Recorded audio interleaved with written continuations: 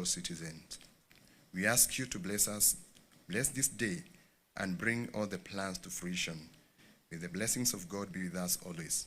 In the name of the Father, and of the Son, and of the Holy Spirit. Thank you very much. Your Excellency, with your permission, we may now take our seats.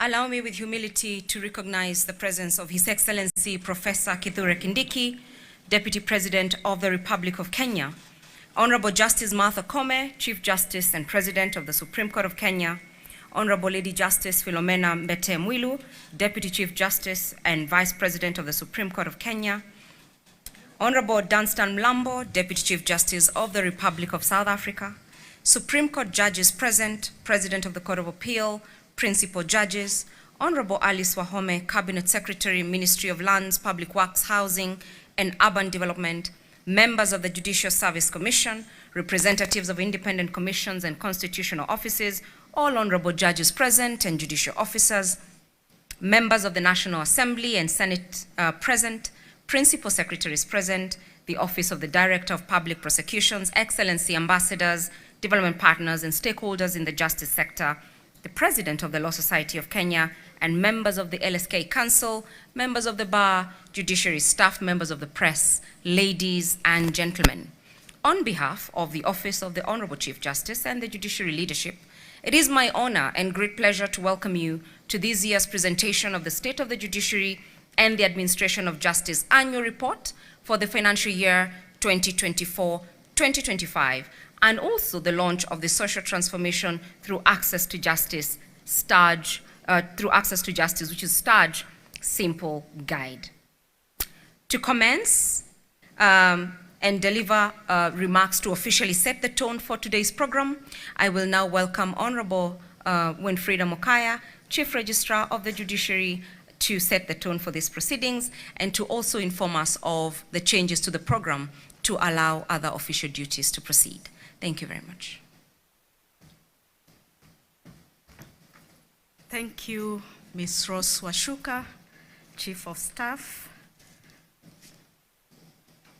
My Lady, the Chief Justice and President of the Supreme Court of Kenya, Your Excellency, the Deputy President of the Republic of Kenya, Professor Kindiki, allow me, distinguished guests, esteemed judges, colleagues, to ride on the protocols that have already been established and greet you this morning. Good morning.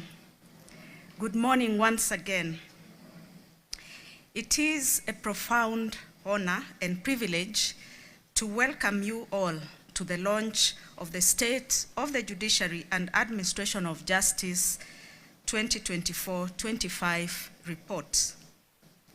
We warmly welcome you to the Judiciary of Kenya, and your presence today affirms the solemnity of this constitutional moment as we account to the people of Kenya, the ultimate custodians of judicial authority. Honorable Chief Justice, this year's theme, Enhancing Accountability and Public Trust in the Judiciary, could not be more fitting. It speaks directly to the constitutional reality that judicial power is delegated by the people, and therefore our legitimacy rests on their trust. SOJA is our annual accountability instrument, not only for the public resources entrusted to us, but also for the honor of the offices that we hold. Over the years, it has also become a strategic self-assessment tool through which we measure the socio-economic impact of our programs and calibrate our institutional priorities. The milestones that we present today stand on the strong foundation of the social transformation through access to justice blueprint. My Lady, the Honorable Chief Justice, we thank you for your visionary leadership that continues to unify our efforts around a clear, transformative institutional horizon. We similarly appreciate the Judicial Service Commission for enabling policies and support that anchor our progress. My deepest gratitude goes to our judges, judicial officers, and judicial staff who, despite operational constraints, continue to deliver justice with dedication, integrity, and resilience. You are the heartbeat of our service to the nation, and I think you deserve a round of applause. Your Excellency, the Deputy President, we appreciate your presence and your steadfast support. You will note that many of our achievements align closely with a better agenda, which places micro, small, and medium enterprises at the center of national economic revitalization. Karibu sana to the judiciary. I also acknowledge the Speaker, Deputy Speaker of the National Assembly, Honorable Gladys Boss-Sholay, who has also joined us, and representing the Right Honorable Speaker today. We value the strengthened collaboration and look forward to SOJA's eventual tabling and debate in the National Assembly. Honorable Chief Justice, in July this year, we were privileged to present the SOJA 2023-24 report to the Senate Justice and Legal Affairs Human Rights Committee. And we are grateful for the support that we have continued to receive from the JLAC Committee, both at Senate and at the National Assembly. We know that in this meeting we'll be joined by the chairs of both committees. We are honored by the presence of Honorable Justice Dunstan Mulambo, Deputy Chief Justice of the Republic of South Africa, who joins us today as a special guest of the Honorable Chief Justice. Thank you, Your Lordship, for graciously accepting the invitation at such a short notice.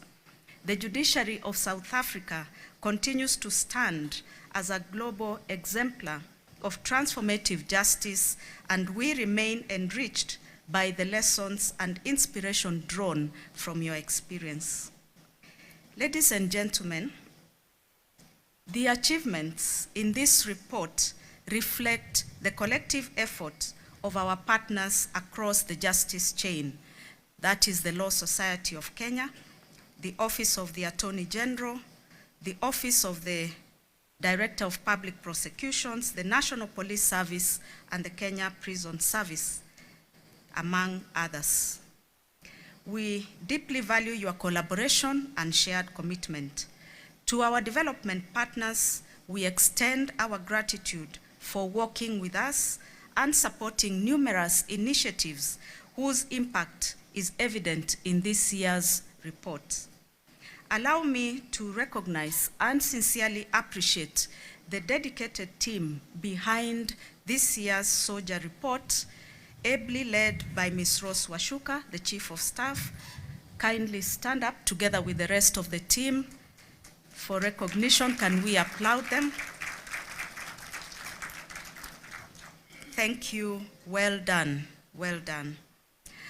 Honorable Chief Justice, ladies and gentlemen, this year's SOJA is in many ways a stage takeoff report. It shows with clarity and compelling data that our multi-door justice approaches are rapidly gaining traction. The harvest is ripening faster than anticipated, and the question before us is whether we have adequate capacity to sustain and process this momentum. We must strengthen our systems now so that rising demand does not outpace our ability to serve Kenyans effectively. The report highlights a 20% overall rise in civil case filings. Even more striking is the 58% surge in civil matters, largely driven by the exponential rise of small claims court filings. This is from 41,554 to 158,357 cases, a growth of over 280%. The data tells a powerful story. Nearly 24% of all cases filed involve claims that are below 1 million shillings. These cases reflect the daily commercial realities of a middle-income economy of 56 million Kenyans, driven by small and medium-sized enterprises. Therefore, our justice investments must target this level of fast, accessible, affordable dispute resolution for the everyday entrepreneur. From an accounting officer's perspective, SOJA points unmistakably to the next frontier of justice investment. While physical infrastructure remains essential to sustaining a modern judiciary, the data compels us to deliberately rebalance our investment towards people-centered mechanisms, that is the small claims courts, ADR, mediation, and AJS, which are proving to be the most impactful frontline enablers of access to justice. These mechanisms are the real game changers, and unless funded commensurately, the growth we celebrate today may place pressure on the broader system. As Kenya positions itself to rise as a thriving middle-income opportunity-driven economy, the judiciary remains a central enabler of market stability and investor confidence, because no economy thrives without a strong, predictable justice system. Strategic funding is how we demonstrate in real terms the value that we place on justice as a national priority. As we launch this report, I invite us all to reflect deeply on its implications operationally, institutionally, and nationally, and as we continue to position justice as a driver of economic progress and social transformation. Once again, I warmly welcome you to this event and to the Judiciary of Kenya. Thank you for honoring us with your distinguished presence.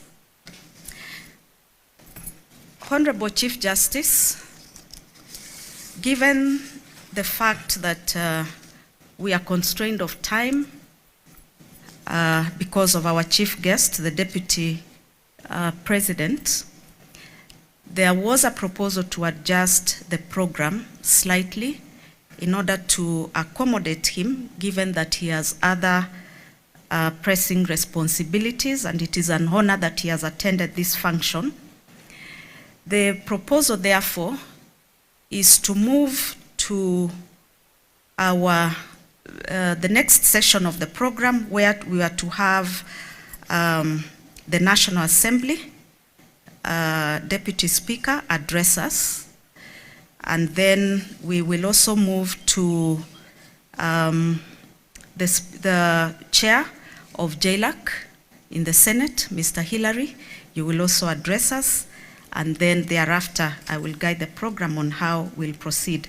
So it is now my distinct honor to invite the representative of the Speaker, Honorable Gladys Bos-Sholei, to deliver her address. Please let us welcome her with warm welcome. Your Excellency, the Deputy President of the Republic of Kenya, Honorable Kithure Kindiki, Your Ladyship, the Honorable Chief Justice and President of the Supreme Court, and Lady Justice Martha Koome, Honorable Judges of the Superior Court, Judicial Officers, the Judicial Administrative Staff, Members of Parliament present, members of the Judicial Service Commission, ladies and gentlemen, allow me to give the compliments of the Right Honorable Speaker, Dr. Moses Wetangula, who is not able to be here today, but sent me to read his speech and sends his best regards. And I will read it as is. I'm deeply honored to join you at this important national event, the launch of the State of the Judiciary and the Administration of Justice report for the financial year 2024-2025. I convey my sincere appreciation to your leadership for the gracious invitation and for the remarkable stewardship you continue to provide in advancing judicial independence, innovation, and integrity. I must commend the great strides made by the judiciary in digitization, reduction of backlog, and human resource optimization. Justice must be timely, accessible, predictable, and in the words of Aristotle, the law is reason, free from passion, yet timely administration of justice is what gives that reason its true meaning. This annual report is not merely a constitutional requirement. It is an indispensable accountability instrument that strengthens Kenya's democratic fabric. Our judiciary serves the key roles of protecting the promise of democracy, guarding the soul of the Constitution, and building and maintaining public trust in our institutions. This occasion should therefore not be viewed through the narrow lenses of the launch of the report. SOJA is a mirror that reflects the state of the institutional strength, moral posture, and public trust in the justice system. The report is more than an administrative record. It is a record of progress, a diagnostic tool of the challenges to access justice, and also an invitation for all of us to collaborate and recommit to the constitutional vision of ensuring that justice is seen to be done. Ladies and gentlemen, allow me to highlight two critical legislative interventions currently before the National Assembly, initiatives that reaffirm the Parliament's unwavering commitment in strengthening the judiciary. First, as has been noted by the chairperson, or will be noted by the chairperson of JLAC, the Judges' Retirement Benefits Bill 2025. This is a historic and long overdue piece of legislation that seeks to safeguard the welfare of our retired judges. A judiciary that attracts and retains men and women of integrity must equally be honored. They must equally be honored upon retirement. The bill is currently at the second reading and benefiting from a robust deliberations to secure the decency of judges of our superior courts in their retirement. The National Assembly is firmly committed to supporting this legislation as it speaks directly to judicial dignity, independence, and institutional continuity. And I must confirm that I was presiding over the House when the deliberations began.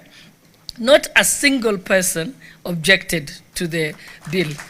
And that is usually very unusual for Parliament. Usually we have the naysayers and the ayes. But this time, each and every person who spoke on Wednesday supported it absolutely. And we shall continue with debate on Thursday and on Tuesday, and then probably put the question.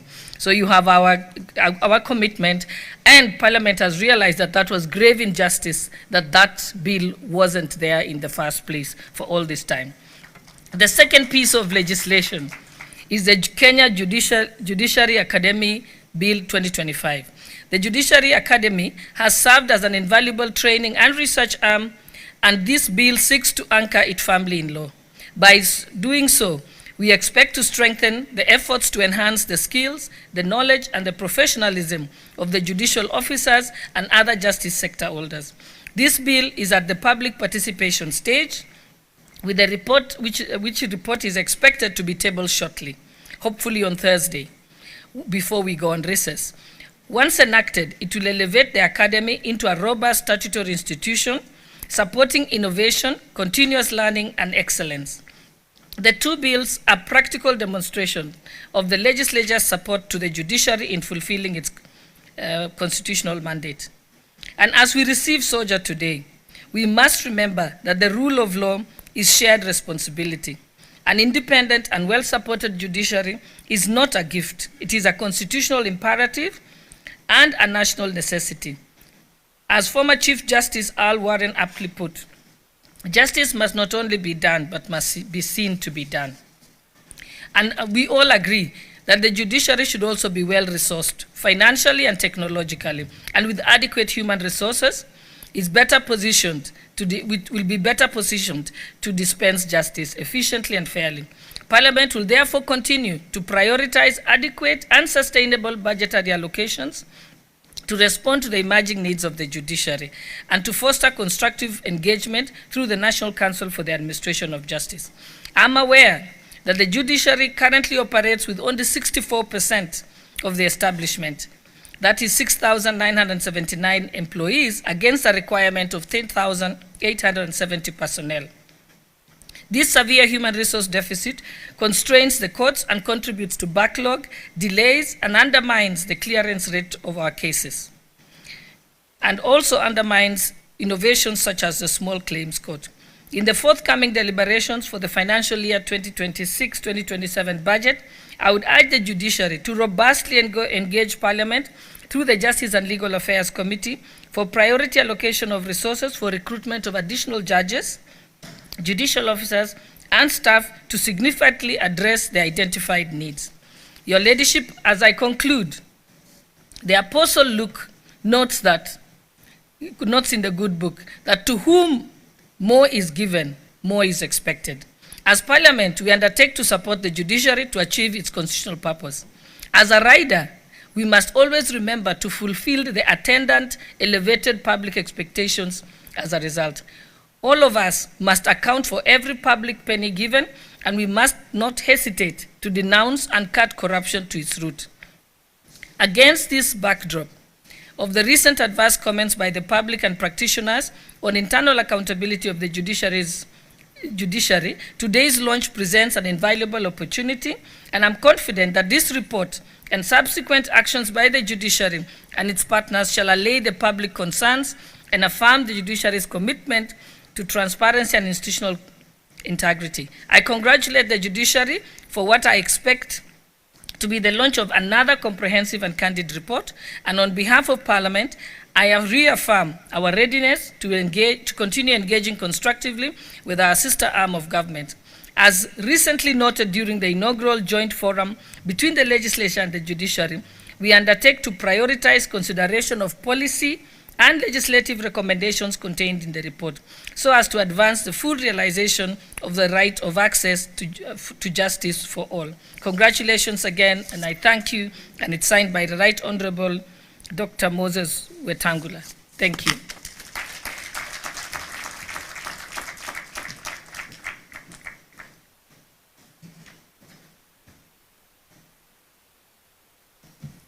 Thank you, Honorable Gladys Boss, for the wonderful remarks and the great speech from the speaker. Distinguished guests, I want to apologize for the slight mix-up in terms of protocol. We were actually to have the representative of the JLAC Committee of the National Assembly, Mr. Adan Dawood, representing the chair, to speak, and then the chair of JLAC in the Senate Committee to speak. So kindly accept that apology. Yes. So, Honorable Adan Dawood, kindly, you're welcome to give your remarks.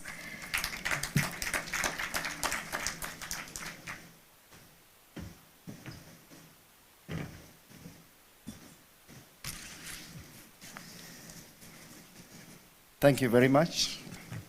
Let me also ride on the protocols that has been established.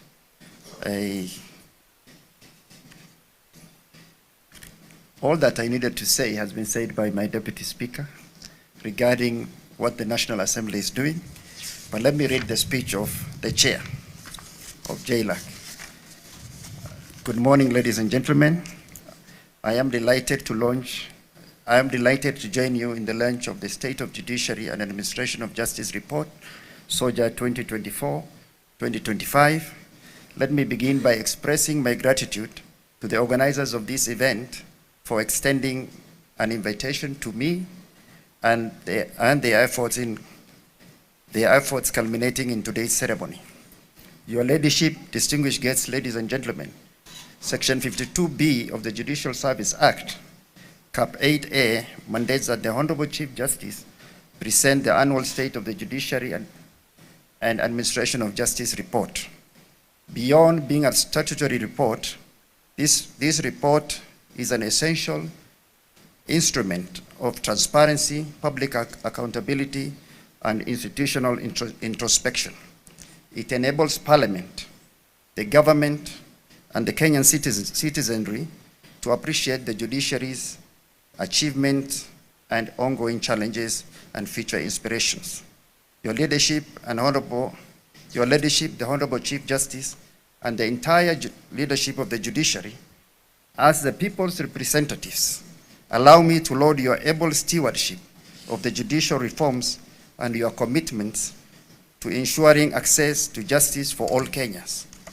This progress, reported each year, reflects dedication, innovation, and hard work of the judges, judicial officers, and staffs of the wider justice sector. In particular, I commend the judiciary's efforts in digitizing court processes, strengthening alternative justice systems, and expanding access to justice in marginalized regions. Honorable Chief Justice, initiatives such as Justice e-filings system and establishment of ICT desks at Huduma centers and court stations have transformed the way citizens interact with the justice system. In addition, the judiciary's heightened awareness and proactive response to pressing societal challenges, particularly the alarming rise of sexual and gender-based violence, are commendable. The establishment of dedicated SGBV courts reflects a compassionate and victim-centered approach to justice, and we thank the judiciary for doing that. Your leadership, distinguished guests, ladies and gentlemen, on resource allocation, the SOJA 2023-2024 highlighted the need for Parliament to appropriate additional resources to enable the hiring of more judges for the Court of Appeal, to raise the number to at least 70. In this current financial year, 2025-2026, judiciary proposed estimates was 26.88 billion. I am pleased to report that through intervention of the Justice Legal Affairs Committee of the National Assembly, the judiciary was allocated 26.937 billion, comprising of 25.237 billion for recurrent expenditure and 1.7 billion for development expenditure. That is an increase of about 0.6 billion for development expenditure. JLAC in the National Assembly remains a partner to the judiciary. Your leadership, distinguished guests, ladies and gentlemen, JLAC is committed to midwifing legislative reforms as already stated by our Deputy Speaker. These reforms include the Tribunal Bill 2025, National Assembly Bill number 43 of 2025. It has now been published and is awaiting the first reading. Additionally, JLAC has recommended amendments to the Pensions Act, Cap 189, on judges' welfare, and is now considering the Judges' Retirement Benefits Bill 2025 in a comprehensive framework on pension for judges. This bill has already been tabled, as already said by the Deputy Speaker.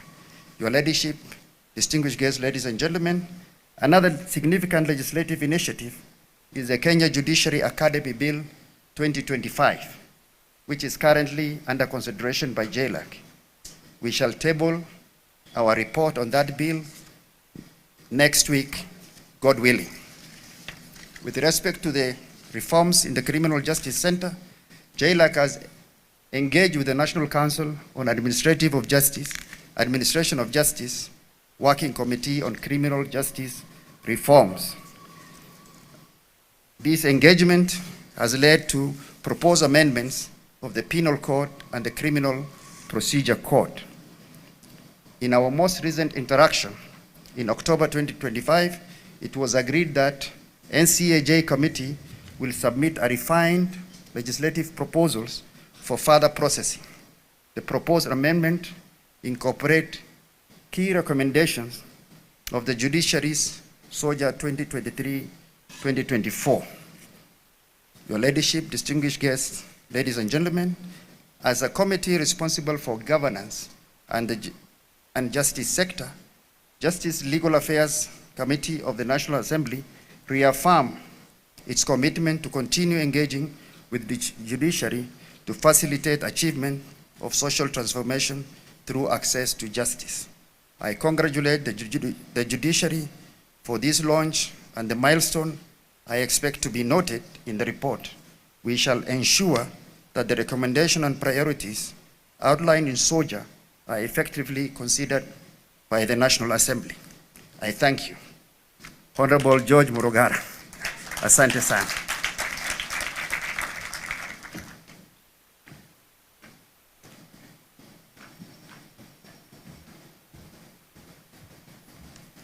Thank you, Honorable Aden Dawood, for the wonderful remarks. As a judiciary, we recognize JLAC as the most consequential legislative and oversight partner, and we continue to appreciate your support. Allow me, ladies and gentlemen, to now invite Honorable Hilary Sigei, Chair of the Senate Committee of Justice and Legal Affairs, to give his remarks. Karibu sana. Let us clap as we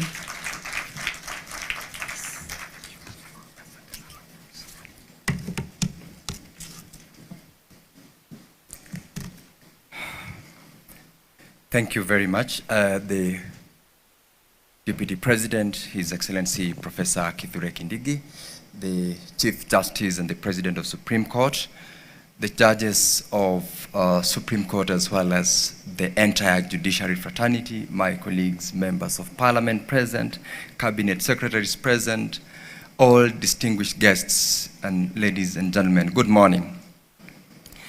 Your Excellency, the Deputy President, my sincere apologies for coming in late. I should have been here before you. Kindly accept my apology. And I will just go straight to make comments on this wonderful, great day that we have as the justice system in Kenya. It is my pleasure to join the judiciary fraternity today as you officially launch the annual State of Judiciary and Administration of Justice report for the year 2024-2025. This report is a critical reflection of our justice sector's progress and challenges, serving as a valuable tool for continued reform and accountability. Over the past year, Parliament has engaged deeply with key issues affecting the administration of justice. These include the urgent need to address case backlogs and delays that undermine access to timely justice, the enhancement of judicial independence and integrity, and the strengthening of legal frameworks to protect human rights and promote constitutionalism. Our oversight has also focused on ensuring adequate budgetary allocation to enable the judiciary fulfill its mandate. Honorable Chief Justice, just last week, I tabled in the floor of the Senate the report of the Standing Committee on Justice, Legal Affairs and Human Rights on its consideration of the SOJA report for the financial year 2023-2024. This followed a highly impactful meeting that was held earlier in the year with the Chief Registrar of the Judiciary and the NCAJ team that deliberated on the report. The report is now scheduled for debate and adoption in the Senate, which is a key avenue for disseminating the report and allowing members of the House as well as members of the public to appreciate and highlight the successes, challenges, and opportunities for enhanced service delivery in the justice system. Of note, Your Excellency Deputy President and the Chief Justice, is that our committee in the Senate underscored in that particular report the need to enhance the budgetary allocation to the judiciary in order to facilitate the recruitment of additional judicial officers and critical cadres of judicial staff, and to facilitate the expansion and modernization of court infrastructure across the country. We also pledged to collaborate with the Judiciary, the Office of the Attorney General, and the National Treasury to put the legislative framework in place for the operationalization of the Judiciary Fund, which will further safeguard the autonomy of the judiciary as envisaged in the Constitution of Kenya. We look forward to meeting with you again early next year once the report that we are launching today has been tabled in Parliament, so that we can go through it in its identical and identify key action areas for Parliament to take action. And as JLAC, we commit to participate fully in that very important process. Your Excellency, the Deputy President and the Chief Justice and distinguished guests, moving forward, there is a clear and growing opportunity for enhanced partnership between Parliament and the judiciary. Collaboration is essential to foster legislative reforms that support judicial efficiency, embrace technology for improved case management, and safeguard the rule of law. Parliament remains committed to facilitating an enabling environment where the judiciary can operate with full independence and adequate resources.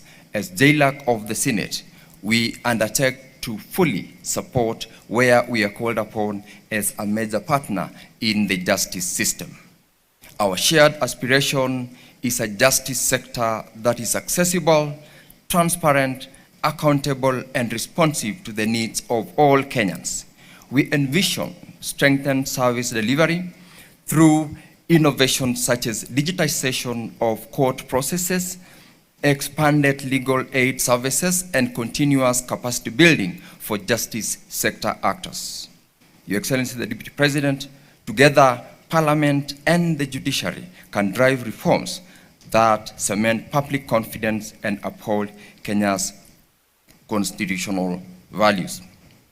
Your Excellency, the Deputy President and the Honorable Chief Justice and distinguished guests, in closing, I wish to reaffirm the Justice and Legal Affairs Committee of the Senate's readiness to partner with the judiciary in a spirit of mutual respect and constitutional cooperation.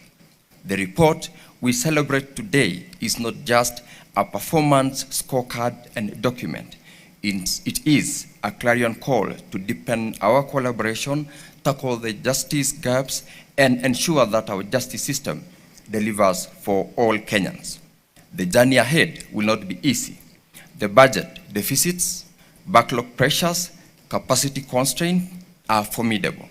But the progress of the past year in closing cases, expanding access, and deploying technology shows what is possible when commitment meets collaboration. As Parliament, and in particular as Senate, we pledge to remain vigilant, supportive, and constructive. We believe that a strong, independent, well-resourced judiciary is not just the pillar of democracy. It is the guarantee of dignity and the rule of law for every Kenyan. I look forward to this continued partnership as we work collectively towards a just and equitable society. I congratulate you on this day, and I thank you all for listening to me. Thank you very much.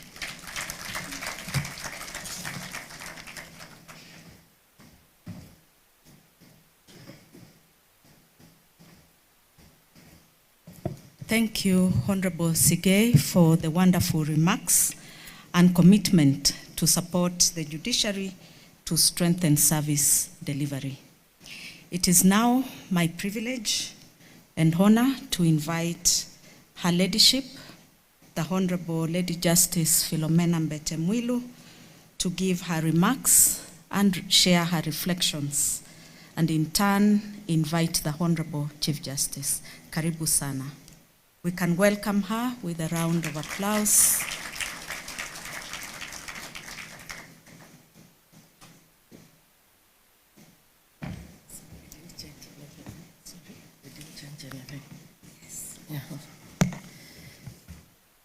Thank you, Chief Registrar.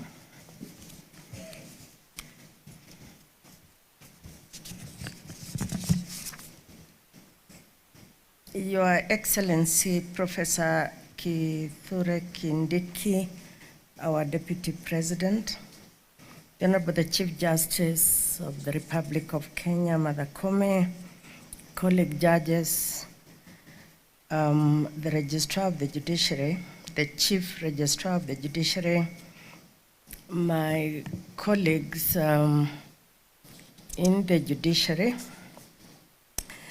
our justice system and development partners, distinguished guests, ladies and gentlemen, good morning.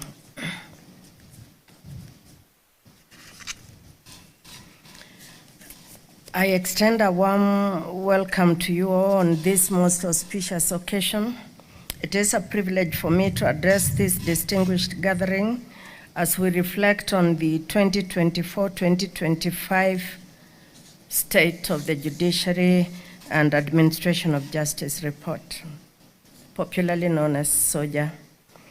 The SOJA report is, in a sense, a public audit of our performance during the reporting period, of how faithfully we have honored our mandate to dispense justice to all persons without fear, favor, affection, or ill will. The data shows visible and commendable progress. For example, more cases were resolved than were filed. Courts across all levels have increased productivity, and we are actively leveraging innovations through digital platforms. We are promoting justice and dispute resolution systems, and we are redistributing caseloads through the Mahakama Popote initiative. All of these towards improving our efficiency and effectiveness. But performance cannot be measured by output alone. It must be measured by equity, consistency, and sustainability. Performance must be measured by impact. It is true that performance must be supported by staffing. The institution is operating with less than 2/3 of her approved personnel. Now, this structural shortage stretches human capacity, it fuels delay, and it risks burnout. It is neither sustainable nor constitutionally acceptable, and thank you, Parliament, for your promises. However, as the judiciary continues to advocate for more resources, we must internally confront inefficiencies, we must improve our operations, and we must institutionalize continuous capacity building, judicial, administrative, to optimize the abundant talents that we have. Friends, if performance is the body of the judiciary, then integrity has got to be its soul. Without it, no achievement, no innovation, and no reform can command public trust. This year saw several commendable steps. We've seen stronger disciplinary systems. We've seen clearer ethical frameworks. We've seen enhanced oversight mechanisms and new integrity structures, such as the court integrity committees and the employee protection unit. These are meaningful reforms. They show a judiciary willing to scrutinize itself. However, we must acknowledge with candor that integrity risks still persist. Some arise from individual misconduct, others from systemic vulnerabilities, and still others from resource constraints that create pressure points where ethical breaches become tempting. The bar of public expectation is high, as it should be. We must ensure that complaints handling systems work consistently across stations, that disciplinary processes are predictable and fair, that corruption risks are mapped and mitigated before they escalate beyond reach.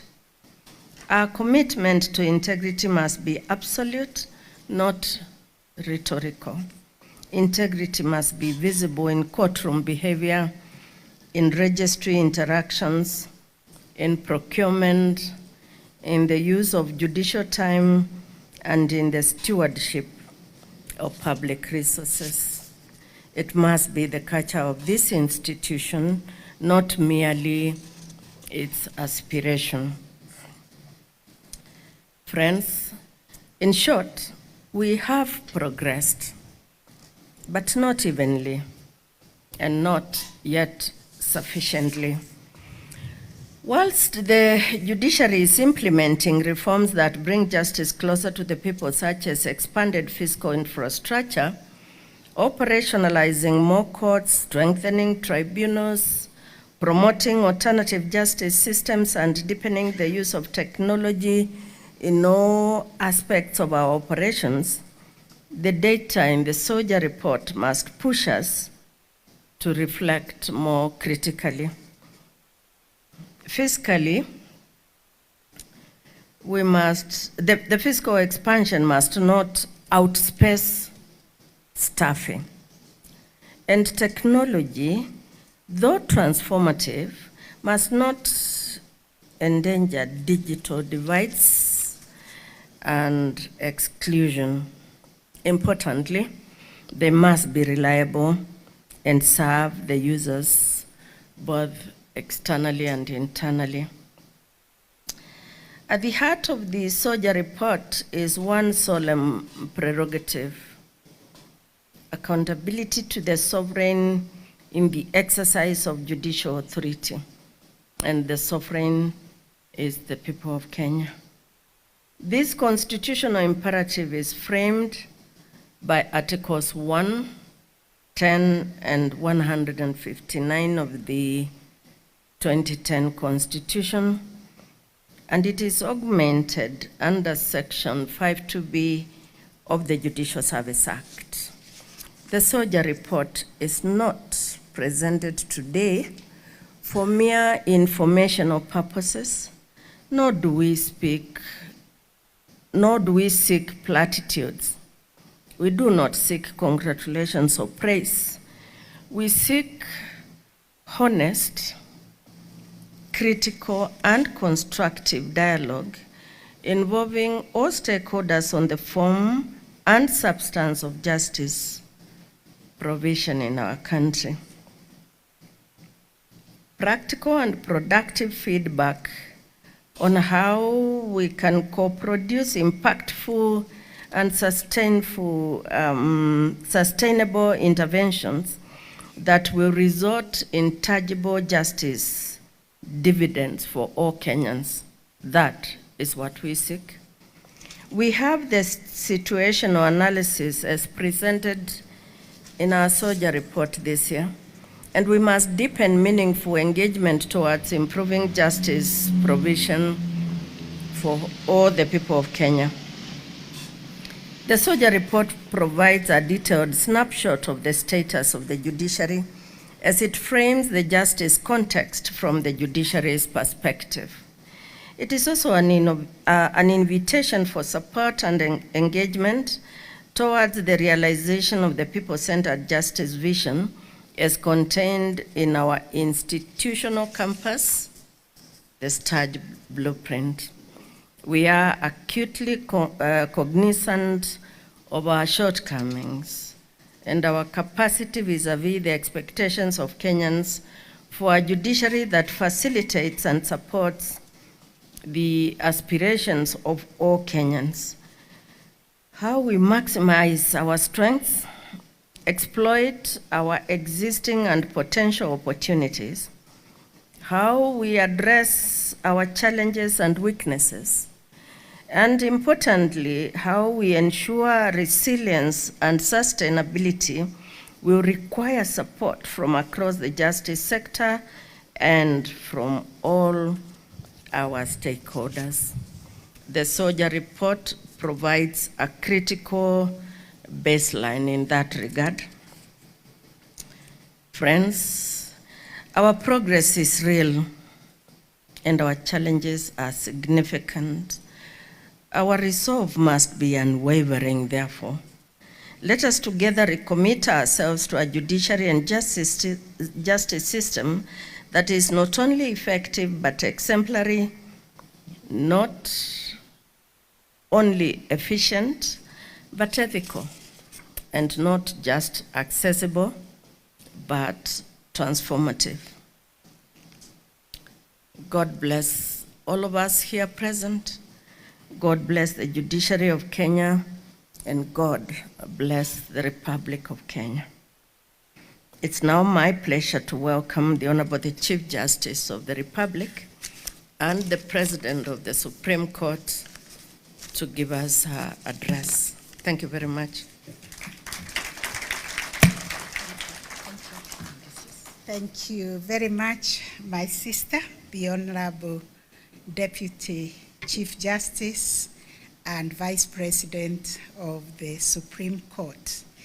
Your Excellency, Professor Kithure Kindiki, Deputy President of the Republic of Kenya, my dear friend and brother, the Honorable Dunstan Mulamba, Deputy Chief Justice of the Republic of South Africa, Honorable Gladys Bos-Chole, our Deputy Speaker, representing the Right Honorable Speaker, Dr. Moses Wetangula, Honorable Hilary Sigei, my colleague, Justices of the Supreme Court, Court of Appeal, High Court and Courts of Equal Status, judicial officers, directors and staff, our development partners, distinguished ladies and gentlemen, our guests this morning, good morning. Good morning again. Thank you so much for honoring us with your presence to launch this year's SOJA report. Before I go to my speech, because I've been given this segment of the program to learn, I wish to call two dear friends, beginning with my friend, the Honorable Cabinet Secretary for Lands, Madam Harris Wahome. She is one of us. She has practiced law for many, many years. I just want her to greet us. I know she is seeking permission from His Excellency, the Deputy President, but I am here. This is my time now. I want her to greet us because she is in charge of our key ministry of lands. We live on land. Our courts are in land. And therefore, she knows the reason why I want her to greet us this morning. Welcome. Friends don't ambush each other. I am thoroughly ambushed by my good friend, the Honorable the Chief Justice and President of the Supreme Court. All protocols observed. My Deputy President is here, and he's officially the one giving the speech, and he asked me which side I am. I think I have been betrayed also. Good morning. I really don't have a speech, and I did not expect to come here, but I want to confirm that I know that my ministry is the largest maybe occupant in terms of the register of cases throughout the country, and we continue seeing very good jurisprudence coming up. And yes, we ought to be maybe doing much better, but all efforts are being done by the government and put in place in terms of funding also, so that we can reduce the cases that are coming even to the judiciary for litigation. That obviously means that we must do automation.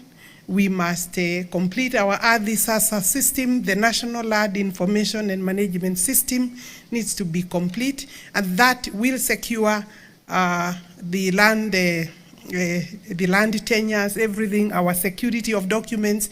And therefore, Honorable Chief Justice, I also know that this particular, maybe from this wall up there, you have been waiting for titering of the judiciary plot, but not just yourself, actually also the COMESA. We are evaluating, and I know I gave a commitment, and I have been charged by the Deputy President to make sure that we complete that exercise. I want to confirm that we are working on it, and we cannot, of course, be the ones fighting the judiciary in terms, you don't have, in fact, enough space, and therefore we will continue working with you.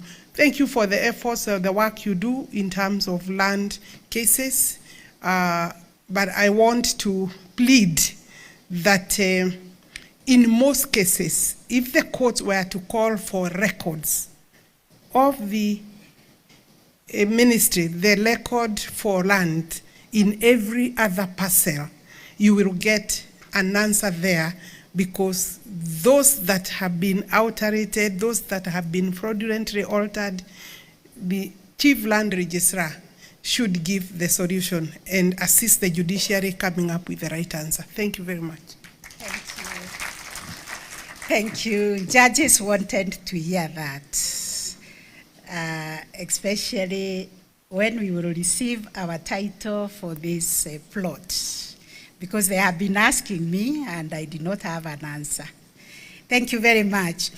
My next special guest, with your permission, Your Excellency, our Deputy President, is the Deputy Chief Justice of South Africa,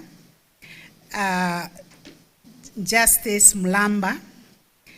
I request you, my brother, I know we ambushed you from a conference you are attending to grace this occasion, and I want you to share a few remarks before I give my speech. Welcome. Thank you very much, Chief Justice. Your Excellency, Deputy President of the Republic of Kenya, Honorable Chief Justice of the Republic of Kenya, Deputy Chief Justice of the Republic of Kenya, you will excuse me for adopting this line of observing protocols. I'm a peregrinus of this jurisdiction, so I don't want to try and emulate what you are doing in terms of observing the protocol, because I don't want to spoil it. But I want to say, please allow me, Honorable Chief Justice, to ride on all the protocols that have already been observed. It is a distinct honor for me to join you today on this important occasion, marking the annual presentation of the Kenya State of the Judiciary and Administration of Justice report. Please allow me to express my appreciation to you, as well as the appreciation of my leader, Honorable Chief Justice Mandi Samaya, who is your friend, Honorable Chief Justice, to be part of this program. I must also acknowledge the long-standing spirit of collaboration and mutual respect between the South African and Kenyan judiciaries, which has fostered valuable exchanges. I also convey warm greetings from my Chief Justice, as I say, and she will be doing the same thing in a few days' time, next week. So, and she instructed me, not directed me, to take full notes of what you are doing today. It is remarkable that the Judiciary of Kenya has firmly demonstrated that it is serious about accountability, especially after its far-reaching constitutional reforms of 2010, which entrenched judicial independence and accountability. The occasion today, therefore, is not merely ceremonial. It is a mechanism for transparency to affirm institutional independence and, in so doing, reinforce public trust in the administration of justice. I therefore commend you, Honorable Chief Justice Martha Koome, that whilst you fiercely promote and defend judicial independence, you have demonstrated your exemplary leadership by embracing judicial reporting in a public, evidence-based and reflective process. Under your leadership, the Kenyan judiciary has made serious strides in being the pallbearer of good practice in this region. I do not want to take much of your time. I just want to say to you, my Honorable Chief Justice said, I must congratulate you and congratulate the Judiciary of Kenya for this milestone and to let you know that we are not far behind. Thank you very much for listening to me. Thank you so much. Let us appreciate the Deputy Chief Justice of South Africa for gracing this occasion and for those very, very kind words of encouragement. Before I speak also, I want to recognize the distinguished members of the National Council on the Administration of Justice. Please be upstanding. We recognize you, all the members of NCAJ. Thank you very much for coming. You are a very critical cog in the administration of justice, and we value the support that you give to the judiciary to keep the wheels of justice moving. I also want to recognize in a very, very special way our development partners who are present here with us this morning. Please, if you can be upstanding. I know you will have a chance to speak, but I want our chief guest, before he leaves, to see the people who encourage us, who support us, even when the storms are so high.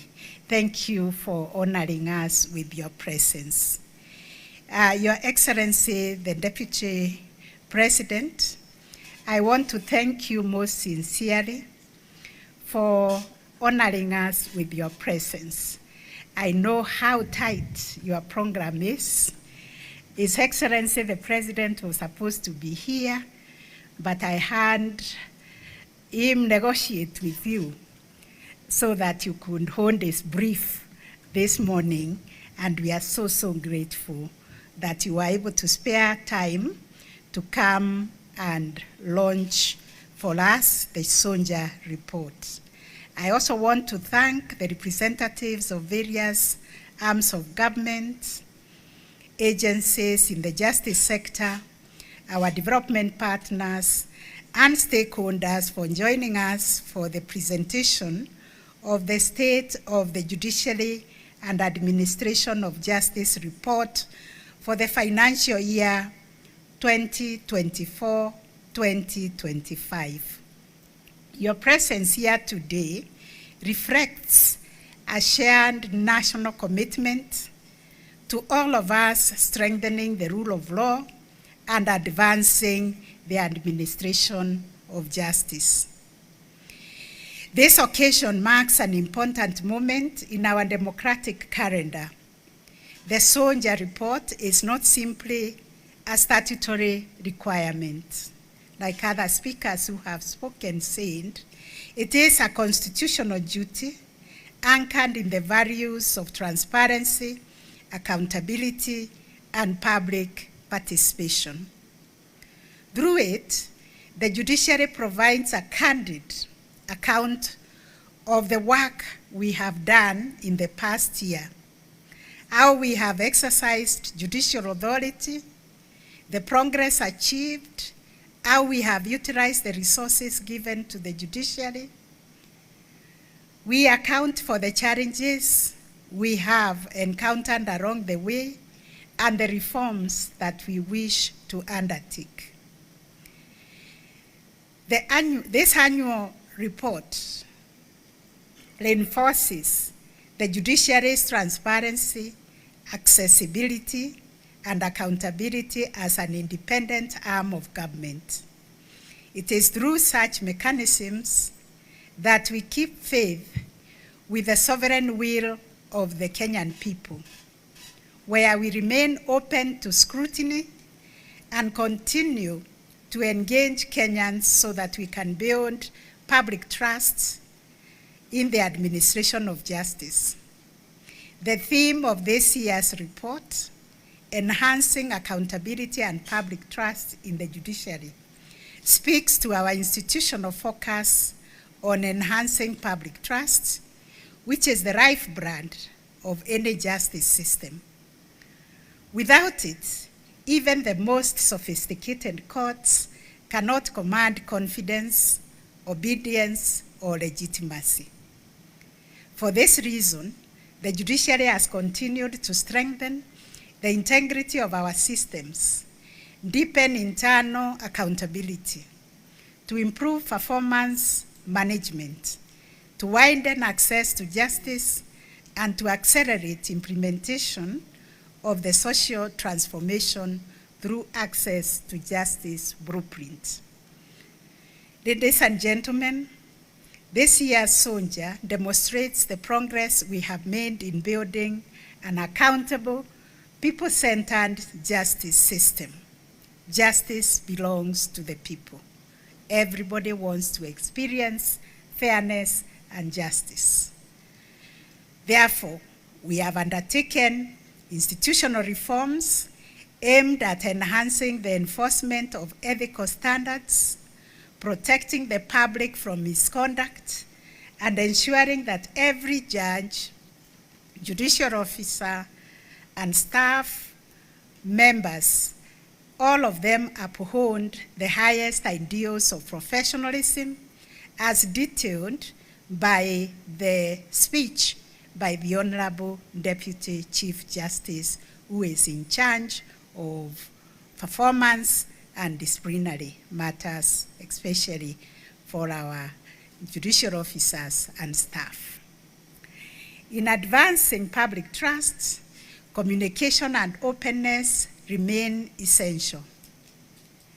We strengthened the institutional communication through the establishment of the Judiciary Spokesperson's Office, operationalization of the Judiciary Call Center, and held the inaugural Judiciary Dialogue Day, a milestone participatory platform where we invited citizens in all the court stations.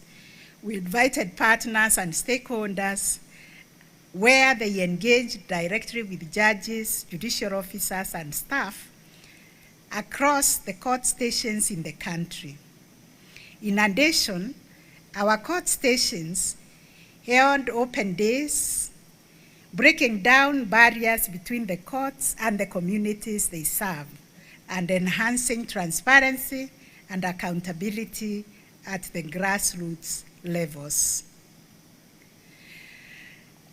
Your Excellency, the Deputy President, our guests, access to justice also improved significantly during the last financial year through expansion of the judiciary's physical and digital footprint.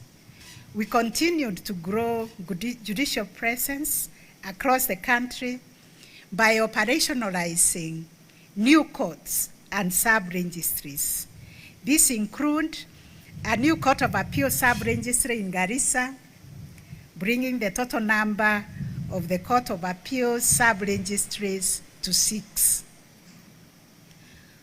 We also operationalized 2 High Court stations in Isiolo and Makandara, and 5 additional High Court sub-registries, ensuring the presence of the High Court in all the 47 counties. Please clap for that. We also operationalized 6 new magistrates' courts, bringing the total number of magistrates' courts to 143, in 133 constituencies. We also handed 3 new small claims courts, increasing the number of small claims courts to 40. We also enhanced the environment and land courts capacity by establishing a new appeals division in Nairobi. The transition of the Retirement Benefits Appeals Tribunal to the Judiciary raised the number of tribunals under our administration to 27 out of 43 shared services centers for tribunals in Nairobi and Kisumu to enhance access to justice through tribunals and to optimize resources. Your Excellency, beyond establishing new courts, we strengthened the reach of justice through mobile courts, where 59 mobile courts were in operation, which brought services to remote areas. And through these mobile courts, we have registered 7,872 new cases and resolved 6,751. The Judiciary also expanded the court annex mediation, establishing 14 new court annex mediations registries, bringing the total number of court annex mediation registries to 82 across the country. While alternative justice systems, AJS, county action plans were launched in 6 additional counties, bringing the total number of counties where the AJS policy is being implemented to 12 at the end of the financial year. These alternative pathways reduce adversarial litigation. They also restore relationships and reduced pressure on the formal court system. Ladies and gentlemen, efficiency remained a hallmark of our court operations in the last financial year, culminating in a historic case clearance rate of 104%, with 621,000 cases filed as compared to 647,000 in the resolved in the same year. Pending cases reduced by 3%, while backlog defined as cases older than 1 year dropped by an impressive 30%, especially at the High Court and the Magistrates Court. An analysis of case filings during the year revealed an 80% overall decline in criminal cases, and the police are very happy with that, and a 58% increase in civil cases compared to previous year. This increase in civil cases was largely driven by the small claims courts, which recorded a staggering 58% increase in case filings, reflecting its success as a transformative engine of access to justice for individuals and small businesses. Through Mahakama Popote initiative, which Your Excellency is our own innovation, you never left this when you practiced, we were able to redistribute 19,000 cases from high volume courts to stations with lower case loads, resulting in the resolution of 14,000 matters through this initiative, and therefore proving that digital innovation can democratize case management and reduce delays. Digitization has been a major pillar of our reform agenda. We accelerated automation of judicial services through expansion of the case tracking system, adoption of AI-enabled speech-to-text transcription, and enhancement of digital infrastructure to cover 177 court stations and offices nationwide. In addition, we launched the Judiciary mobile application, which has enabled us to improve accessibility of our services by enabling litigants to track their cases, obtain updates, and access information in real time, especially obtaining dates and the mentions of their cases. Your Excellency, ladies and gentlemen, human capital remains the backbone of judicial transformation. The judiciary's workforce, as has been mentioned, stands at 6,979 employees, representing 64% of the approved establishment. The increasing number of stations and expanding jurisdictions demands urgent need for additional staffing to sustain improvements in access to justice and maintain high standards of service delivery. Yesterday, we went to Parliament to listen to the State of the Nation address by His Excellency the President. We had to run away, me and the Deputy Chief Justice, because the members of Parliament are reaching out to us to open a court in their constituencies. And we don't have money to open. So we told them to allocate us money, and then we'll be able to hire staff, because they said they can even build the court for us. However, the achievements in increased case clearance rate have been realized in the context of significant financial constraint, as detailed by the Chief Registrar. These financial constraints continue to affect our infrastructure development, our digitization, because our servers now are growing old, and because of the overload. If there is anything that keeps me up at night, makes me lose sleep, is to imagine that we are going to lose the gains we have made in digitization. We also need to recruit judges, judicial officers, also for the tribunals, and we need to increase our capacity in terms of training and other operational capacities. In addition to launching the Soldier today, we are also launching or unveiling the Social Transformation Through Access to Justice Blueprint Simple Guide, one which is user-friendly, one which can be a simple companion, and one that distills the core ideas, vision, and priorities of STARGE. We want this to be accessible in this format for public consumption. This guide is designed to demystify our judicial reforms agenda.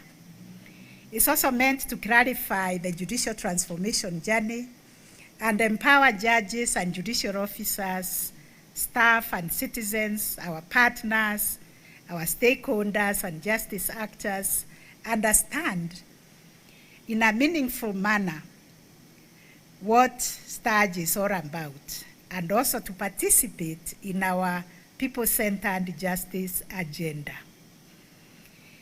This simplified guideline reflects our commitment to transparency, civic education, and ensuring that Kenyans not only access justice, but also comprehend the systems, the processes, and the values that animate it. By providing clear explanations of the outcomes, strategies, and priorities that we are pursuing, and the role of each actor in strengthening justice delivery, the guide serves as a practical tool for fostering partnership and accountability in this reform journey in Kenya and beyond. In conclusion, Your Excellency, ladies and gentlemen, The Soldier report affirms that the judiciary continues on a steady path of transformation, becoming more efficient, more transparent, more accessible, more responsive to the needs of the people of Kenya. Our progress is the result of dedication of judges, judicial officers, and staff, and the invariable support that we receive of our partners across the government, civil society, professional bodies, and the private sector. I wish to extend my heartfelt appreciation to all of them who have contributed to last financial year's milestone. This is work of our collective efforts that has taken us this far. And with those remarks, it is now my honor and privilege to invite His Excellency the Deputy President of the Republic of Kenya, Professor Kithure Kindiki, to deliver his speech. Thank you, Your Excellency. Thank you.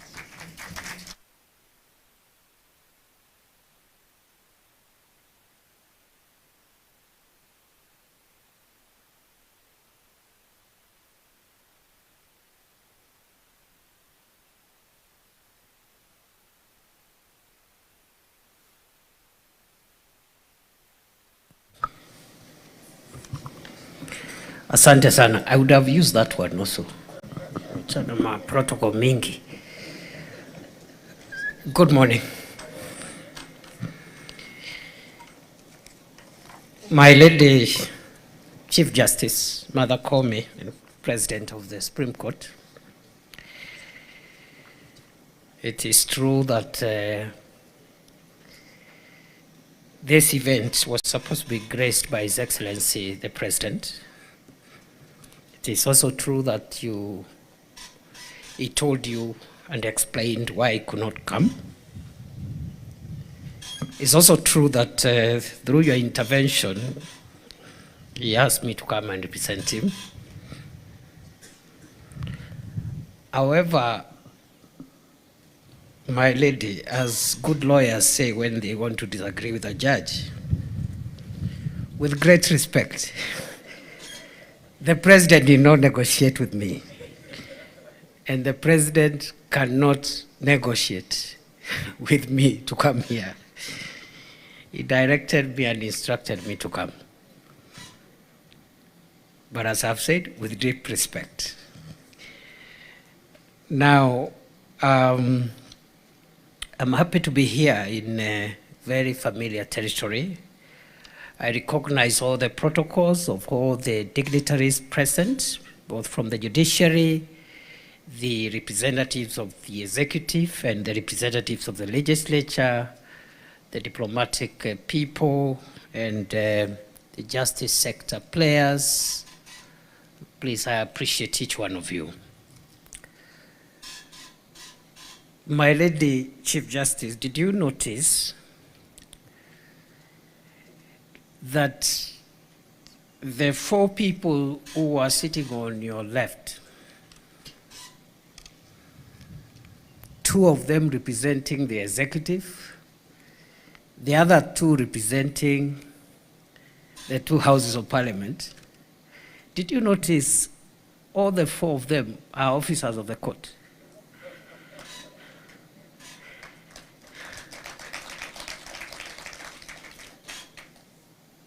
That's how powerful you are. And so we will behave ourselves accordingly. In fact, we were consulting there when I was talking to my sister there, Minister for Lands.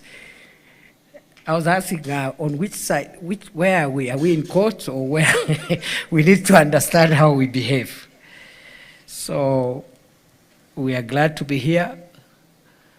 The judiciary, not just in Kenya, is a very powerful institution.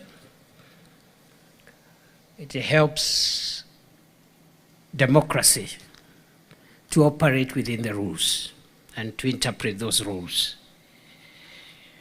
But my lady, Chief Justice, great power comes with great responsibility. So it is hoped, even as you launch the report and assess yourself as you deliver services to the people of Kenya, you will also reflect on your responsibility to the people of Kenya, because great power comes with great responsibility.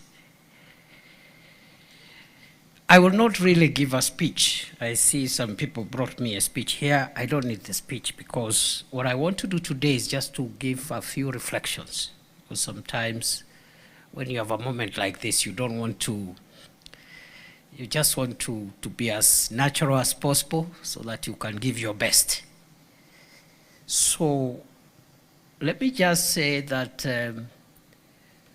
this administration came into office at a time when there was an institutional confrontation between the executive and the judiciary. The executive had declined to swear in 6 judges who had been hired to serve in the Court of Appeal. President William Ruto, in his inauguration speech in Kasarani, promised that upon taking oath of office, he will swear those 6 judges, which he did, I think, the following day. From that moment, there has been no doubt that this administration believes, supports, and affirms the place and stature of the judiciary in our democracy. Allow me, my lady, the Chief Justice, distinguished guests, to also point out 3 other things that this administration has done to demonstrate goodwill and commitment to affirming the place and posture of the judiciary in our democracy. 1, this administration is the administration that has sworn in the highest number of judges of superior courts within 3, and if we extend it, 4 years. Other than in 2003, when we had many judges taking oath of office under the new constitution, there is no other administration which in 3 years the head of state has sworn as many judges of the Supreme Court. And therefore I take pride to be associated with the progress we've made to try and increase the wherewithal of the judiciary to deliver services to the people of Kenya by providing the necessary support and resources to make sure that we increase the number of judicial officers and judges. And so far, 51 judges have been sworn in, judges of the High Court, the Court of Appeal, and also the Environment and Land and Environment Court. Another 40 are in the process of being recruited, and another 45 will be recruited next year. So we are on a good trajectory. This administration also has facilitated the JSC to recruit 114 magistrates, and another 100 magistrates are currently being recruited, bringing a total to 214 in 3 or 4 years. Secondly, the budget. The 2022 budget for the judiciary was at 21 billion shillings. The current budget, the Chief Justice has confirmed to me, is at 26 billion shillings. It is not enough, but there is modest progress. The Chief Justice has also whispered to me that the Judiciary will be presenting a supplementary budget request. The Executive, working with Parliament, will support that request. The third thing that this administration has done is to operationalize the Judiciary Fund, which has not been operationalized for 13 years until 2023. It may not be optimal. There are a few things we need to look at in terms of both the amount but also the mechanisms of the judiciary accessing and managing that money independently. And some of the constraints are coming from other independent offices, which are also flexing their mandate. And we have undertaken to mediate, oversee a smooth understanding amicably between the judiciary and the other independent offices involved in the disbursement of money to make sure that that fund is used independently, accessed independently, as it is supposed to be by the judiciary. So there is work in progress. And lastly, because I don't want to speak forever, is the judges' retirement law. When I accompanied the president here, some times back, I can't remember what was that. I think it was Supreme Court at 12. When the Supreme Court was entering teenage, I came here accompanying the president. And when we sat in the office of the Chief Justice, there were 4 issues that the judiciary, and I know my Lady Justice Ndungu was there, Justice Philomena Mwilo, Deputy Chief Justice, was there in that meeting. My big brother, Justice Ouko, was in that meeting. There are 4 issues that the judiciary raised that they needed support from the executive to actualize. Some of them have been actualized, and the remaining ones will be actualized because we've discussed and agreed. One of it was the judges' retirement law. And I know the president directed me to fast track the conclusion of that law, which I did. I managed to convene on behalf of the president, the National Treasury, SRC, the Attorney General. That law was taken to Cabinet. Cabinet approved. We took it to Parliament. That law will be passed in the next few days. That is a demonstration of goodwill, because it is wrong for people who have served the country in the esteemed office of judge to retire into poverty, where they cannot even access medical treatment, where they cannot even move. They are walking in old age after serving so many years as judges. And therefore, these are just some of the pointers to work in progress towards affirming and supporting the judiciary so that they can be, the judiciary can be able to deliver on the mandate that is given to it by the Constitution. And so that is where we are. I have said a few other things remain, and we can discuss that later on, Chief Justice, and they will be done because that work was delegated to me and I don't fail. I have never failed, I don't fail. The remaining thing, I am glad you called my sister here Alice. She's the one holding us back in one of the issues. It's like you are reading my mind. And when she came here, she spoke very well, of course.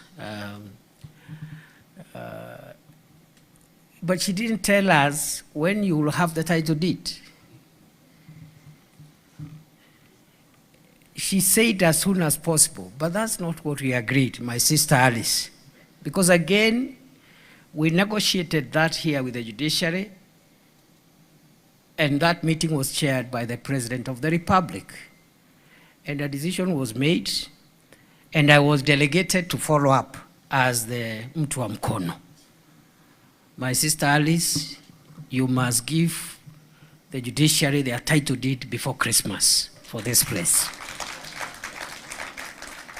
And the same way, I am also here because I ought to have been somewhere else, but I was directed to come here. So I'm also cascading my influence and asking you to honor that, to honor that commitment by the President, so that we give the Judiciary a Christmas of a new judges' retirement law and the title deed to their land here. Having said that, let me commend you, the Judiciary through the Chief Justice, on the progress you've made, the automation. I think the Judiciary of Kenya has made tremendous strides in automation. And I must thank the development partners who have supported the Judiciary of our country to make those strides. I agree with you, Chief Justice, that we should not lose the gains we have made in automation. It has helped in case management and also the speed of the service delivery. When COVID-19 struck our country, the retired Chief Justice David Maraga rules also helped us further by introducing virtual courts and hearings and filing of pleadings and so forth. Let us not, Corona is no longer here, but let us not go back, because what Corona taught us is that some of the things we do really, we can do them differently and get faster results. So I want to commend you on automation. I also want to commend you as the Kenyan Judiciary on the strides you've made in the promotion of ADR, AJS, and mediation. Having done that, allow me to conclude my remarks by giving reflections. And my reflections will be not on the administrative and practical and operational issues I've been talking about, but my reflections are jurisprudential, because at the end of the day, the decisions that courts make, especially superior courts, is what now helps us put together the entire service delivery ecosystem. And that's what guides our clarity on the law and the Constitution.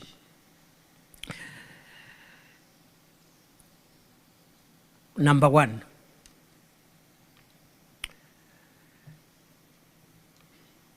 as I said during my remarks during the Supreme Court at 12, I'll be happy as a law student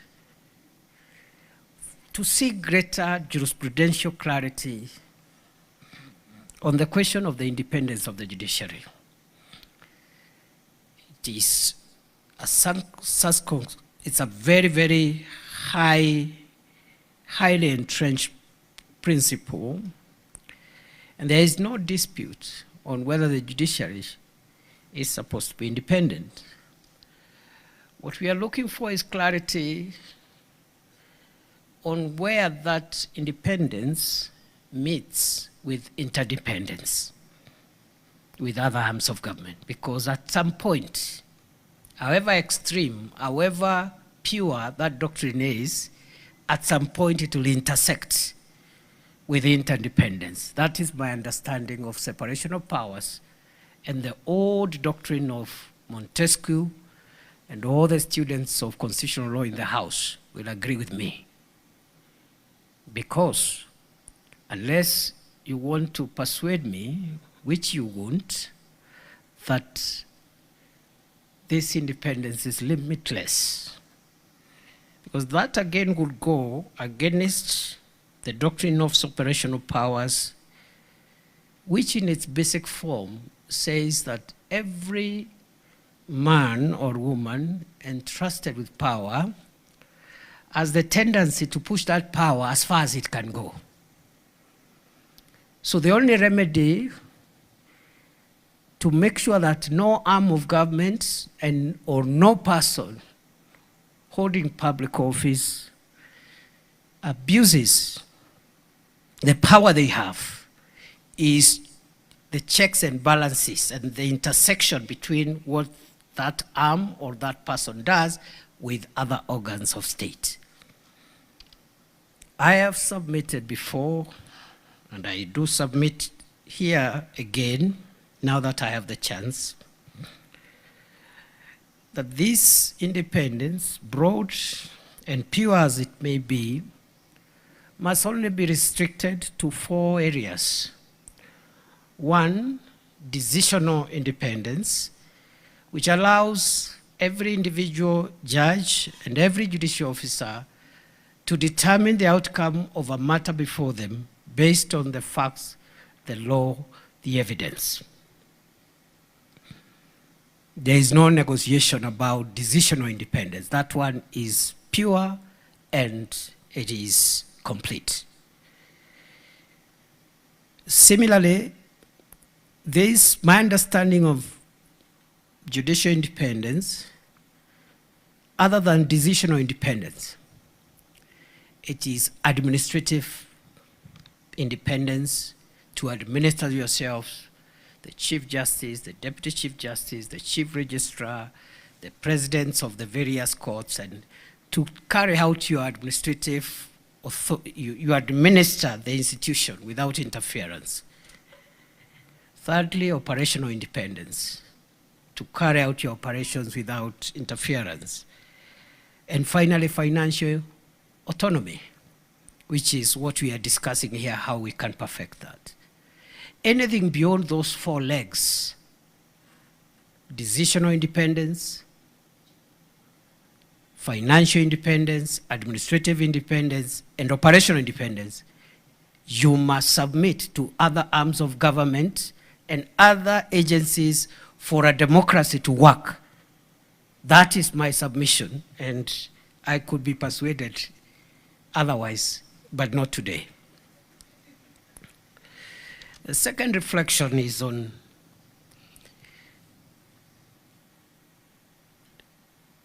the clarity that we aspire for around our very progressive constitution.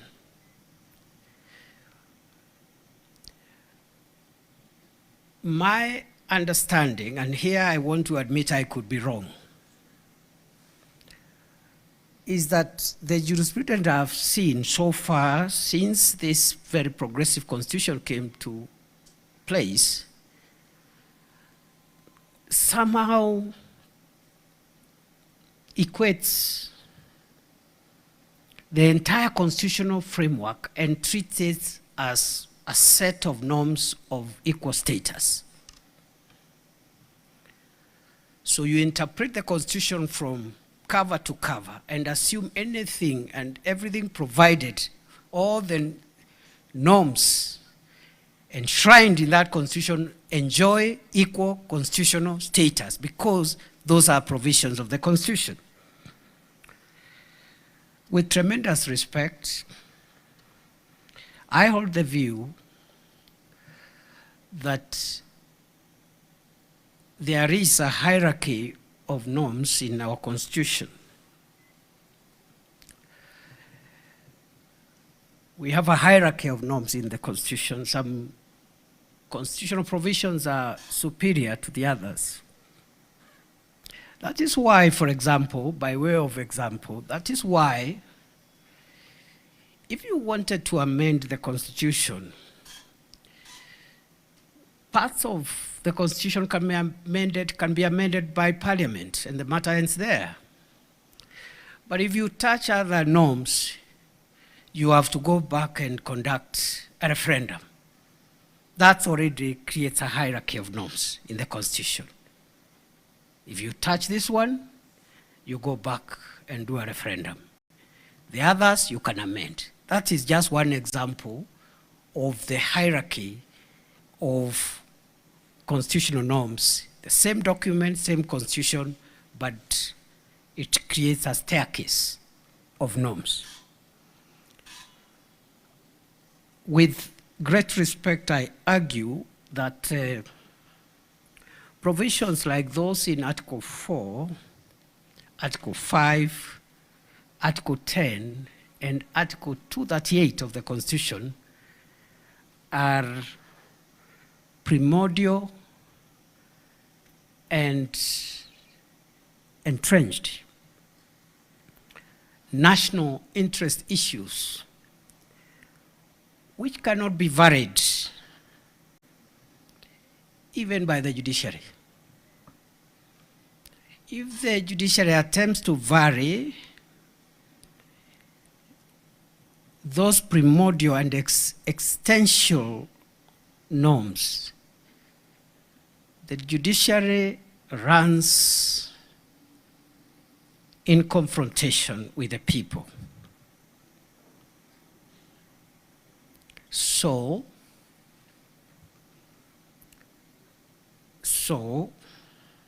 the same way some norms are superior is the same way they should be interpreted with care. With care, and I dare say with great care. Because if it is, for example, constitutional amendment, you cannot, for example, amend Article 4, which says Kenya is a multi-party democratic state. If you want to amend that article, you must go to the people for them to decide we are no longer a democracy, we are a dictatorship. So the same way that provision is given that superiority, and there are many others, it's the same way the interpretation of those norms must be very, very carefully handled. And therefore, this hierarchy of norms, we need to see more of it. I brought in Article 238 because Article 238 has bits and pieces. If you read it with Article 10, you'll find bits and pieces of what the framers of the Constitution consider to be the core national interests that must be protected. The internal and external threats to the existence of Kenya are in Article 238. And I'm sorry here, I'm a bit biased because in my journey of service to the nation, I have for 2 years been in charge of the national security of Kenya. And therefore I have a bit of bias there because Article 238 talks on what the national security agencies for both internal security and defense must protect from our sovereignty and the other elements in Article 238. The third and second last reflection is on our Bill of Rights. I want to commend our judiciary for doing a wonderful job in providing a good jurisprudence on our Bill of Rights. Going into the future, I want to respectively suggest that the judiciary should help us to unbundle the Bill of Rights beyond the political and civil rights, because that's where we have concentrated on. I see my Lord here, the Deputy Chief Justice of South Africa. I have a lot of admiration for the legal system and the judiciary of independent South Africa. And again, let me first of all declare a conflict of interest. Part of my education, part of my modest education was acquired in your great country. But having said that, having declared interest, you know, there's nothing wrong with conflict of interest, so long as you declare it, and also assure that it will not interfere with the decisions you make. Now, our country has done so well in providing very robust interpretation of the Bill of Rights, but unfortunately until now, we have concentrated on unbundling civil and political rights, which are the first generation rights. Yet the Constitution of Kenya places at the center of the Bill of Rights socio-economic rights. The reason I mentioned South Africa is because the South African Constitutional Court has given us great jurisprudence on many issues, starting with the right to life issues in the South Africa versus Makwanyane case in 1995, the first landmark decision of that Constitutional Court. But on the question of socio-economic rights, the famous case of South Africa versus Sobramani, the man who had chronic kidney failure and was confronted with a denial for treatment in a South African hospital, yet the Constitution of South Africa, just like the Constitution of Kenya today, had a provision saying, very, very clear words, very accurate but very brief and clear words, that no one will be denied emergency medical treatment. And you know, when the lawyers for Mr. Subramani, who was dying out of kidney failure and was denied emergency medical kidney dialysis treatment, went to court. Unfortunately, the South African court found against him. But they gave us very good jurisprudence about socio-economic rights, especially the right to health. Mr. Subramani lost the case. The Constitutional Court gave the decision a day like today. The following day, Subramani died. And many people in South Africa started asking, so what is the business of this Article 27? If the Constitution says you cannot be denied emergency medical treatment, and then the court tells us that this is not enforceable, so what is that article doing in the Constitution?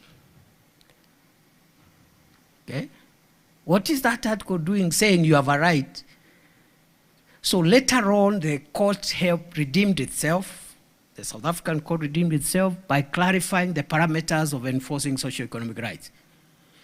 Progressive realization, some of the rights have internal qualifiers, it's just access to the right as opposed to absolute right. But at least there was progress on other things around housing, medical, and other socio-economic rights.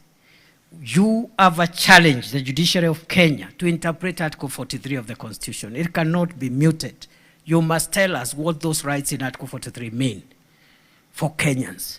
And this administration has been very focused, if you look at the manifesto of this administration, very focused on realization not just of civil and political rights, the first generation rights, but helping our country also progressively, subject to available resources, realize the social economic rights that are in the Constitution. So, those are my reflections today. I have many others. I have been looking for a chance, which I rarely get, because the kind of things that I do these days are quite opposite of, there is very little reflection in the things that I do. But please, help us. Maybe one last thing.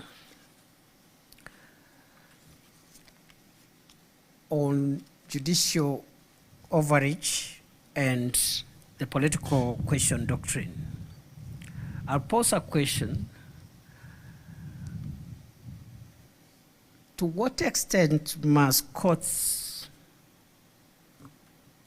make determinations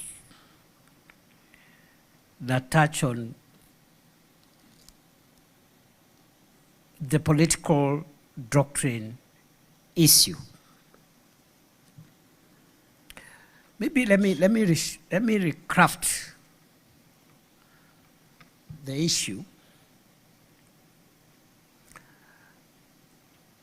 If an administration in a democracy runs on a program, when it is campaign time, it's called a manifesto. And that administration is voted in by the people elected and sworn in office on the basis of certain priorities. Housing, health, we will do this in health, we'll do this in housing, and the people says, go ahead and do it. Okay? Because there is another group looking for leadership saying, we don't like this, we are in the opposite side, we don't like this program on housing, we don't like this one on health, we don't like the other one. So once the people decides that we want these things done, it is true courts must always help us at the end of the day, in the long term, to ensure that whatever is being run, if it is a program on housing, on health, and so forth, it is done in accordance with the Constitution and the law. But I'm just wondering why, again, in the question of balance, why is it that as an individual litigant, individual citizen, who is aggrieved by the implementation of a program that has been passed through by the people in a popular manner, and in fact, that administration is now being judged on the basis of those commitments, why should my right as an individual and commercial rights, let me put it that way, maybe commercial rights, maybe I'm not happy with a decision which was made on who implements, who implements that program. Why should my right as an individual frustrate the implementation of a program which has been approved by the people in a democratic place, especially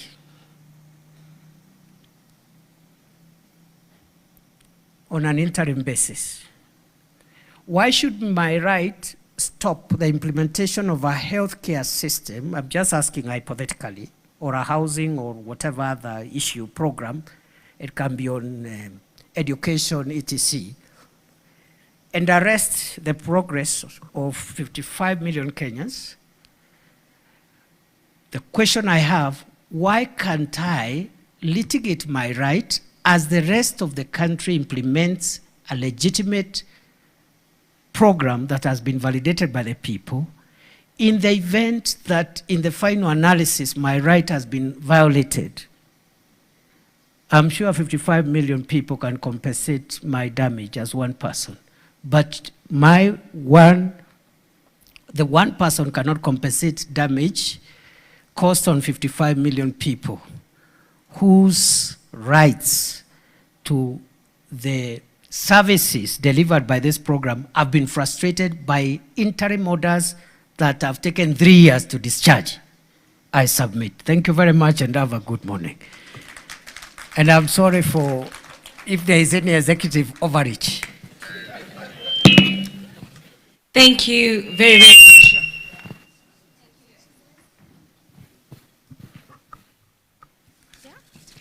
Thank you very much, Your Excellency. With your permission, we may take our seats for a few minutes. With your permission, Your Excellency, we may take our seats. And may I now invite your attention to the screens for a special video presentation, after which I will request Her Ladyship, the Chief Justice, to present the SOJA report formally to His Excellency and to the Houses of Parliament.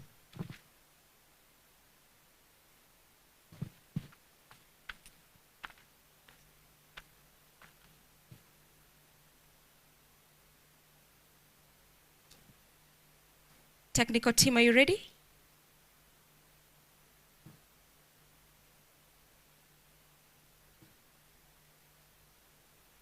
In the interest of time, Your Excellency, allow me.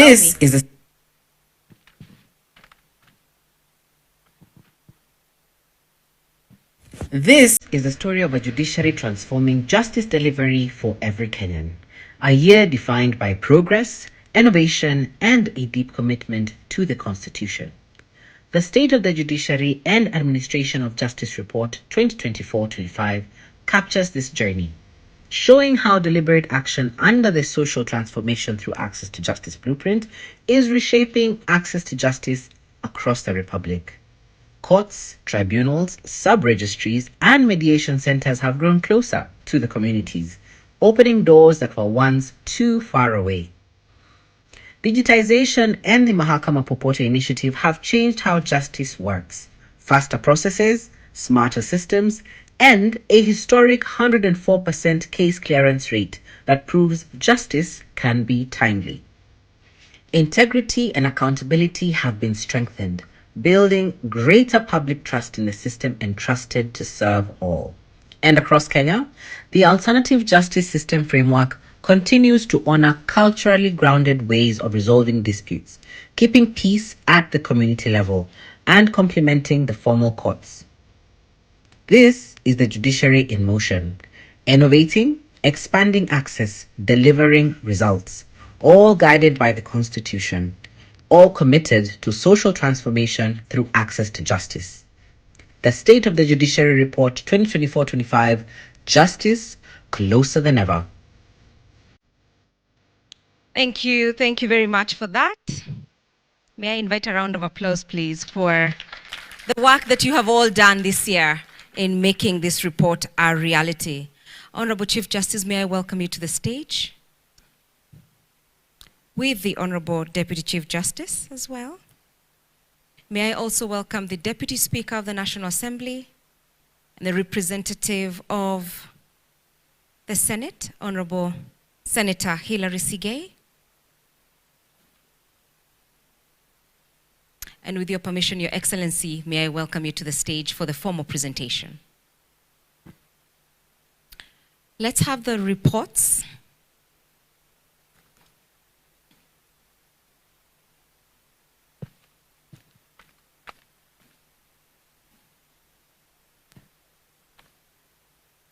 May I also welcome Honorable Aden Daud to join on behalf of JLAC of the National Assembly.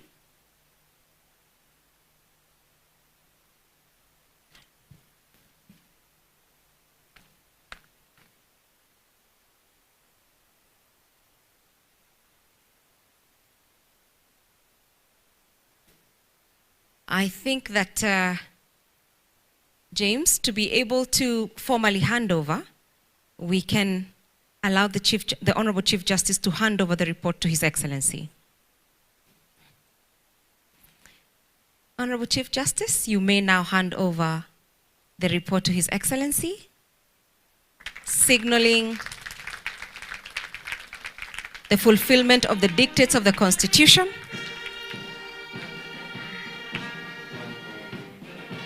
we will also have a moment of celebration.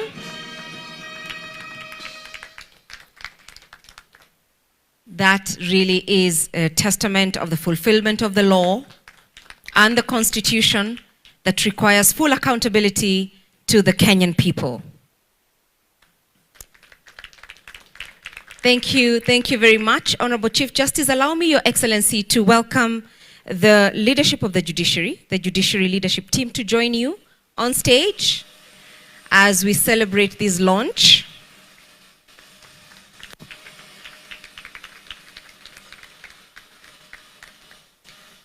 And the Judicial Service Commission. We have Honorable Senator Dan Manzo as well. Please join on stage. And our two special guests, Honorable Alice Wahome and the Honorable Deputy Chief Justice of South Africa, so that we can have a complete indication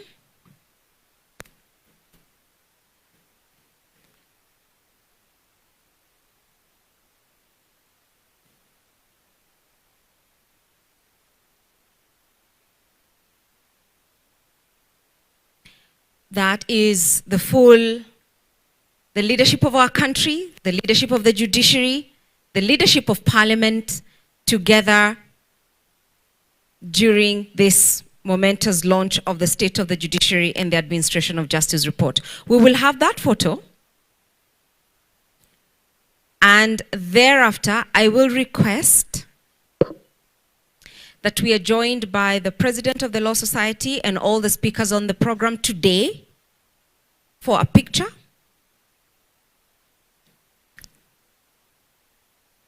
The PS Correctional Services.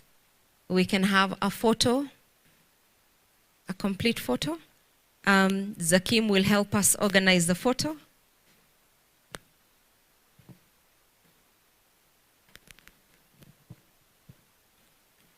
I will thereafter invite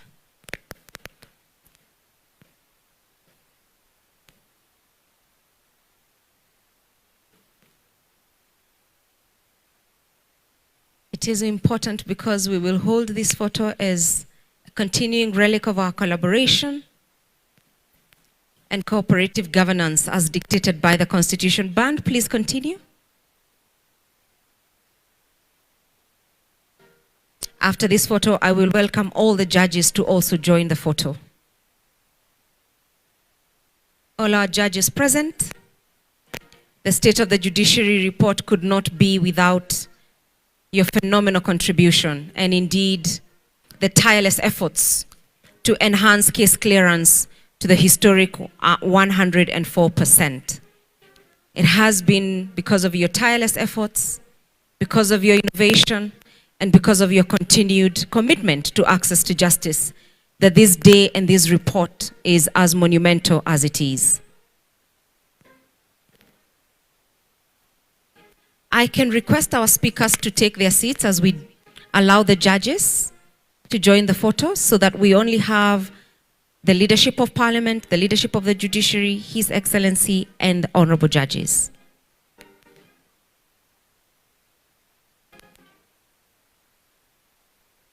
Indeed, that is the sound of patriotism, and this is the face of access to justice in Kenya.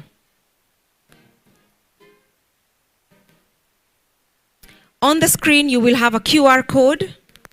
The protocol team will also distribute the State of the Judiciary at a glance so that you can download the report and read it at your leisure. We have summarized the report for you in an abridged version report, and we are happy to continue with this conversation. Thank you very much, Your Excellency. With your permission, I will welcome the Honorable Chief Justice to escort Your Excellency to leave at your leisure, and we will continue here for the rest of the program.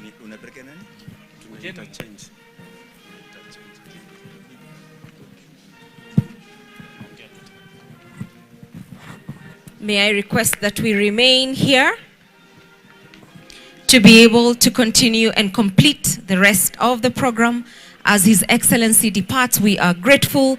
We thank Your Excellency. We thank the leadership of Parliament. We thank our partners for joining us and continuing to support the judiciary in the execution of our mandate in fulfillment of the constitutional dictates of access to justice. Band, you can give us some entertainment as we wait on Her Ladyship and the judiciary leadership to come back to the hall so that we can complete the remaining speeches.